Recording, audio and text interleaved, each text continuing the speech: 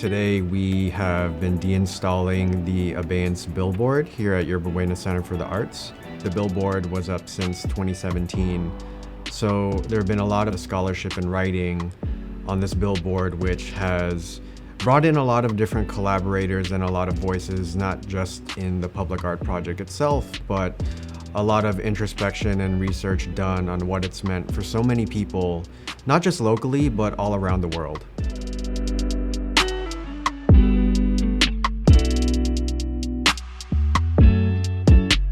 This billboard has survived different doomsdays of a presidential administration, a global pandemic, a orange sky. It survived so much of this country changing, which is a very interesting, poignant kind of summary of what it has meant itself. Growing up and being a kid of this city, I remember Yerba Buena Center for the Arts in the first exhibition I'd ever been to here when it opened in the early 90s alongside the Martin Luther King Jr. waterfall. And I remember it vividly, this wonderful introduction that anything can happen here. And as you get older, you learn about the politics, you learn about who was displaced to make this neighborhood, you learn about the different populations and families and immigrants that make such an area so complex and so beautiful and so rich. And that's what goes into a project like this. It wasn't I had to do research and study it for even a couple years. I lived the research.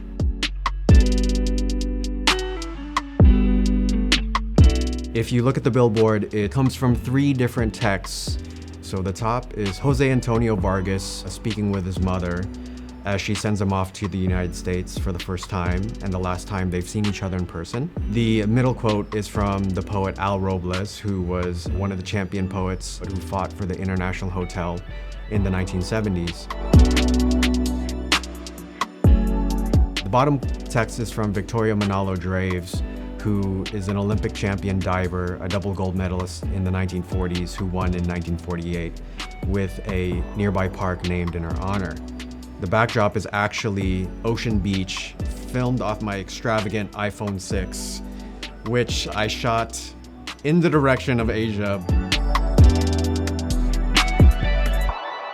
Ocean Beach is the edge of San Francisco, and it's the edge of the United States.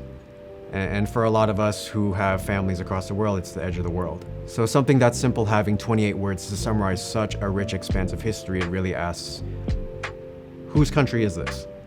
Who gets to live here? Who gets to claim this as their own and to share it as their own? There's a lot of fun that the billboard has revealed with a lot of people because it's so accessible, and globally when you read it as yourself. This is why there's no figures, there's no faces, so people get to be behind it as if it's them.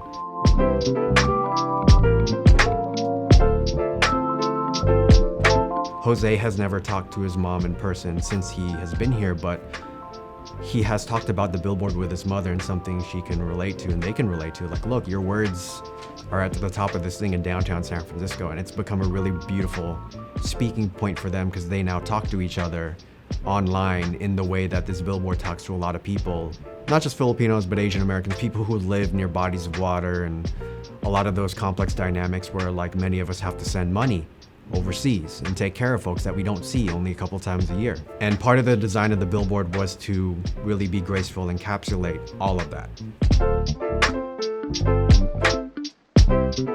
This work has invited very deep personal stories of these people and just exponentially blasted it to the rest of the world. It's a conversation between a mother and a son, a conversation between someone walking in the Fillmore to his city, a conversation of a young woman being terrified to dive into bodies of water. There's so many ways you can break it down that it's really infinite because we can't control who walks in this park. It's really amazing in that way, like it's gonna keep unfolding.